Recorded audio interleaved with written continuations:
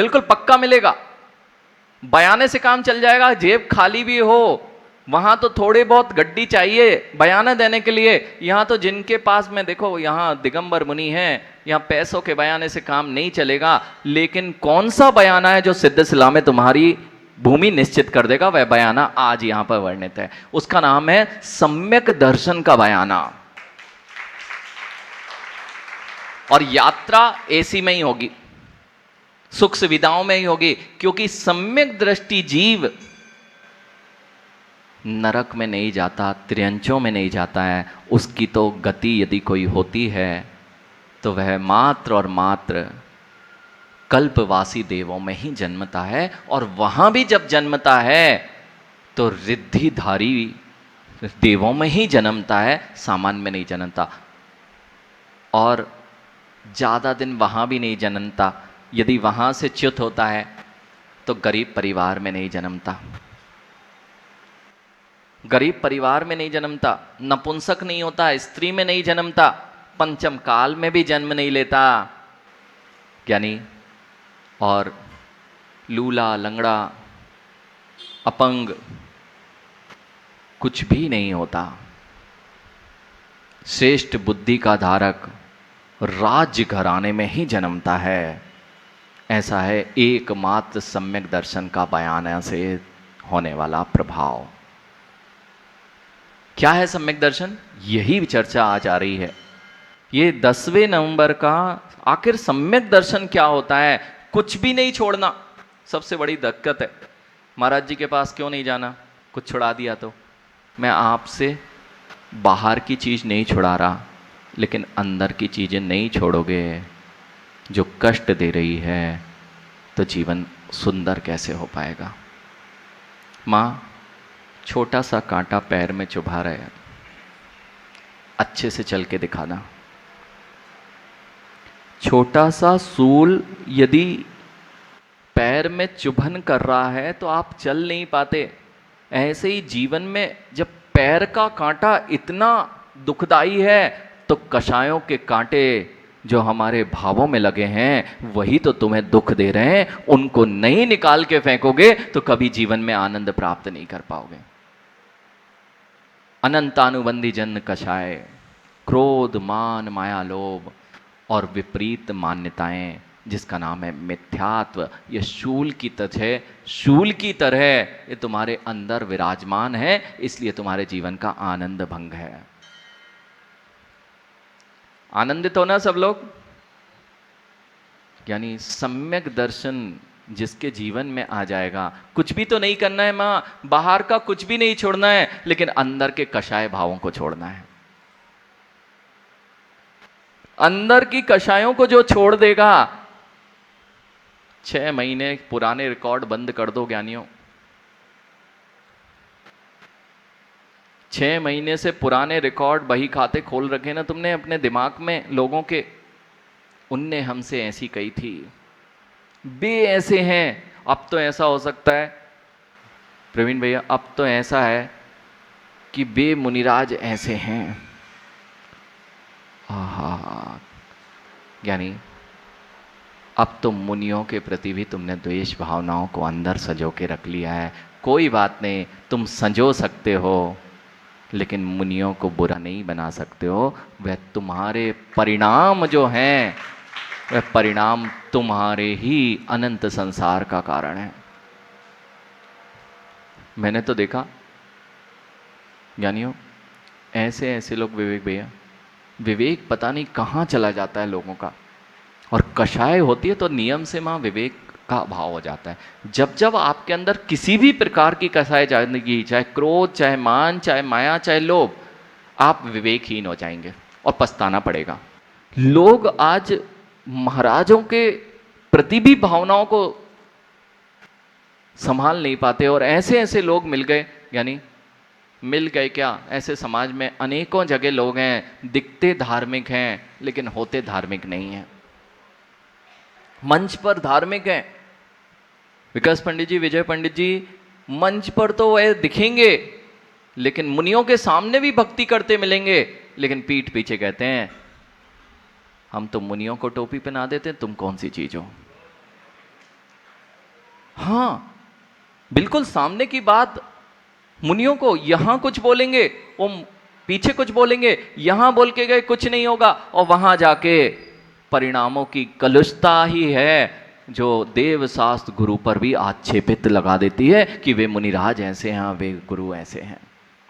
निकालिए इन परिणामों को और होइए परम विशुद्ध, और जिस दिन आपके अंदर विशुद्धि आएगी तुम्हारा जीवन बदल जाएगा। इसलिए धर्म का प्रारंभ मां क्रियाओं से ना होकर इन क्रियाओं से होने वाले असर से होना था। ये क्रियाएं इसलिए थी कि तुम्हारी दृष्टि निर्मल हो जाए। अरे खरबूजे को देख के खरबूजा रंग बदल लेता है, वह तो अचेतन द्रव्य है। खरबूजे को देखकर खरबूजा रंग बदल लेता है, ये तो कहावत है कि अगर एक पका खरबूजा रख दो तो आसपास के खरबूजे पकने लग जाते हैं। ज्ञानी वह अचेतन द्रव्य में भी पर निमित्त का इतना प्रभाव होता है, तो देव शास्त्र गुरु के पास ये चैतन्य द्रव्य बैठे हैं, अनंत बार बैठ चुके हैं, फिर भी तुम्हारे हृदय में परिवर्तन क्यों नहीं आ रहा है? परिवर्तन आना चाहिए।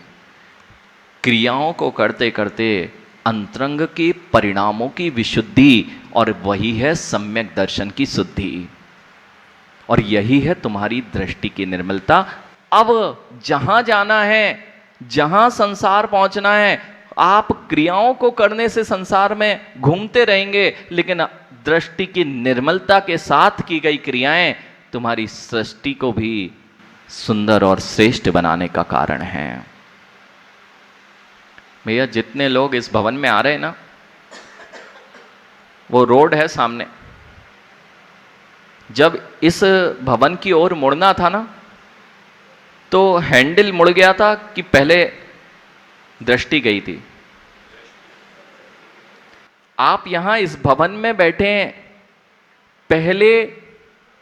पहले आप वहां से निकल रहे थे, और निकलते समय इस ओर नहीं मुड़े होते तो आप गाड़ी मोड़ पाते क्या? पहले गाड़ी मोड़ने के पहले दृष्टि गई, और थोड़ी देर बाद गाड़ी आ गई।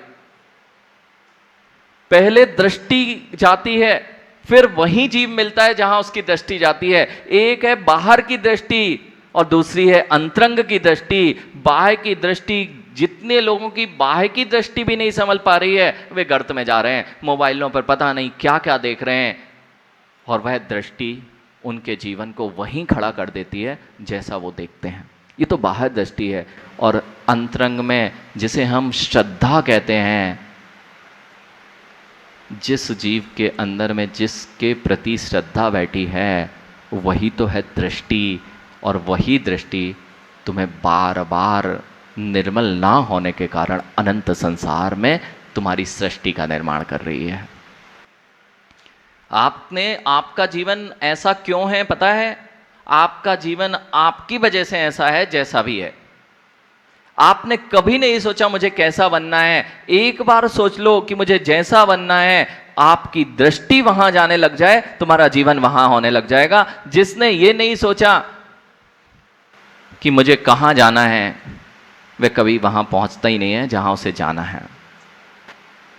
आपको सबसे पहला बयाना देना है सम्यक दर्शन का बयाना। कुछ भी तो नहीं लगेगा, मात्र इतना कि जो देव शास्त्र गुरु के प्रति तुम्हारा श्रद्धान है, 9 पदार्थ, 7 तत्व, 6 द्रव्य और 50 ये जो तत्व कहे गए हैं, पदार्थ कहे हैं, द्रव्य कहे हैं, मैं नहीं जानता, लेकिन इतना तो जानता हूं कि जो जिनेन्द्र भगवान ने कहा है वह पूर्ण सत्य है। यदि ये बयाना दे दिया आज कि जो देव शास्त्र गुरु कहते हैं वह पूर्ण सत्य है, तो तुम्हारा बयाना पक्का।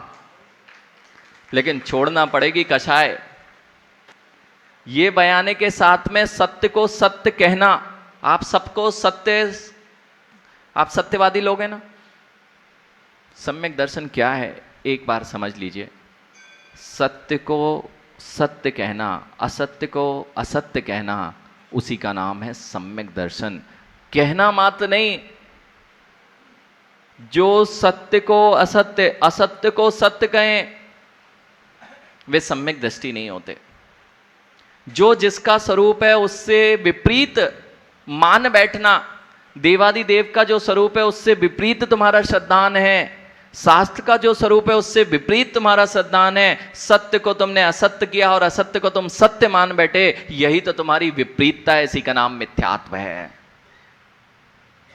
आप सब सत्य को जानना ही नहीं चाहते, इसलिए जीवन में सत्य कभी आता नहीं है। लेकिन आता क्यों नहीं है? क्योंकि कसाय नहीं छोड़ पाते। यानी वो कषाय बिल्कुल कैसे छोड़ना है, आज इतना ही कर लो, समय आपका हो गया। अनंतानुबंधी जन्य कषाय को त्याग कर दो। सब लोग कर दिया? अरे अभी तो बयान देना था, अब इसमें तो तुम्हारा जेब से कुछ भी नहीं ले रहे हैं हम। ये ज्ञानी अनंतानुबंधी जैसे जानते ही नहीं हो। वैसे भी आप लोग क्रोध जानते हो क्या? क्रोध का नाम सुना कभी?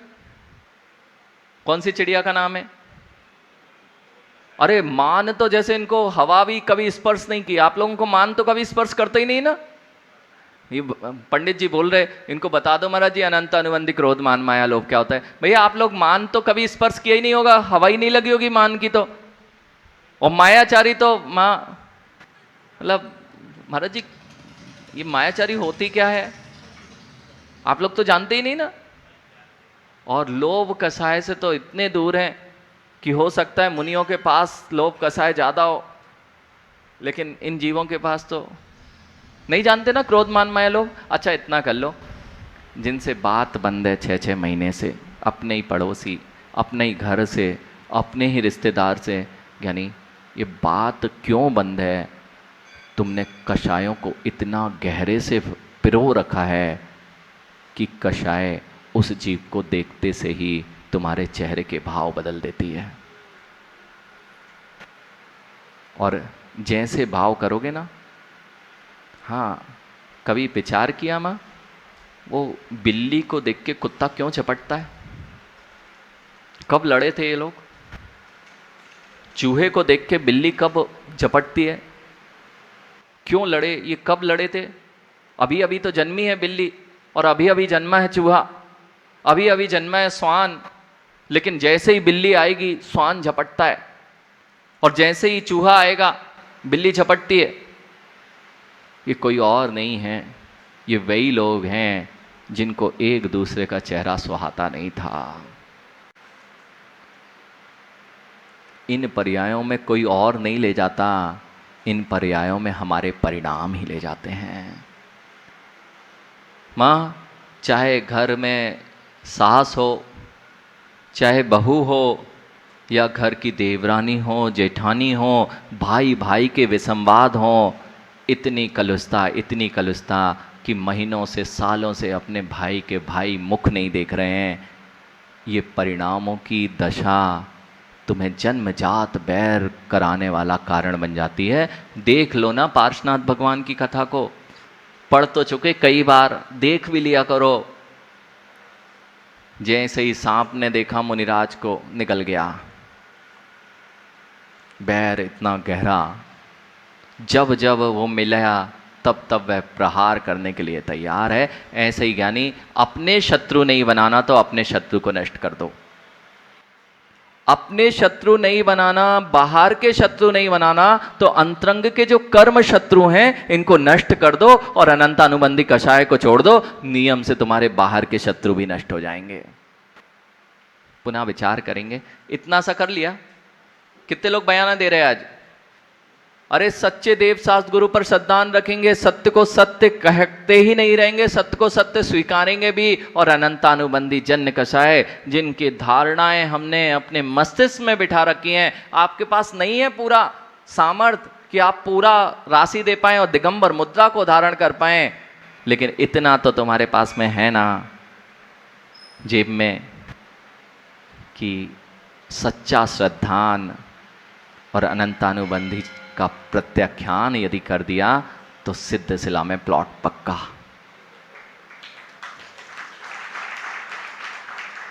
अभी भी नहीं है सामर्थ्य। सत्य एक बात कहता हूं, बड़ी चीजों को बड़े लोग ही प्राप्त कर पाते हैं। महान व्रतों को, महाव्रतों को महान लोग ही धारण कर पाते हैं। ऐसे ही बड़ी सोच को बना पाना ये बड़ा दुर्लभ काम है। बड़ी सोच को, और बड़ी सोच कौन सी है? जो कषायों से रहित है, उसी का नाम बड़ी सोच है। और जिसके अंदर में कषाय हैं, वे कभी अच्छे काम नहीं सोच पाएंगे। वो कहेंगे ऐसे कैसे छोड़ दूं, एक बार वो माफी मांग ले।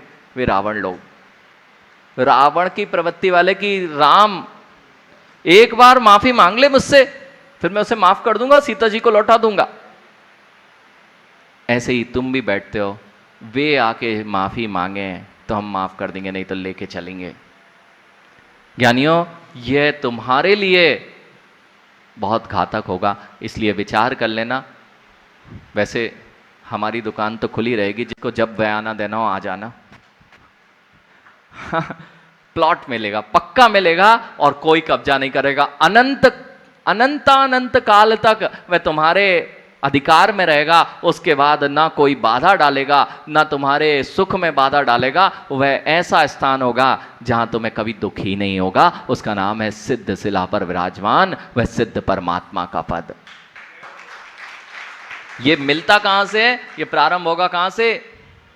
सम्यक दर्शन के बयाने से। और जो आज दे लेंगे उनकी बुकिंग आज जल्दी मिल जाएगा, पोजीशन।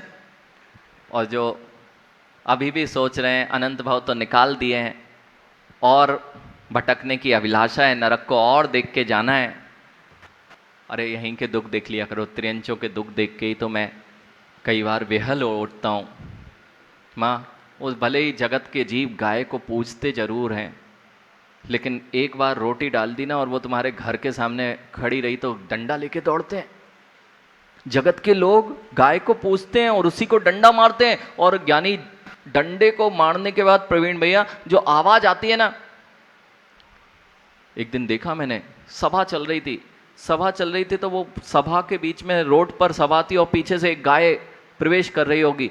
एक बालक तुरंत डंडा लेके दौड़ा, मैं देख रहा, और जैसे ही वो दौड़ा, गाय भी समझ गई वे भी तो जीव हैं, संगी जीव हैं। वो दौड़ना प्रारंभ हुई कि मुझे पड़ने वाला है।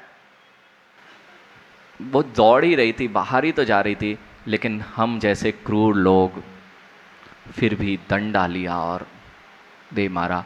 और उस डंडे की दूर की आवाज मेरे कानों तक आई।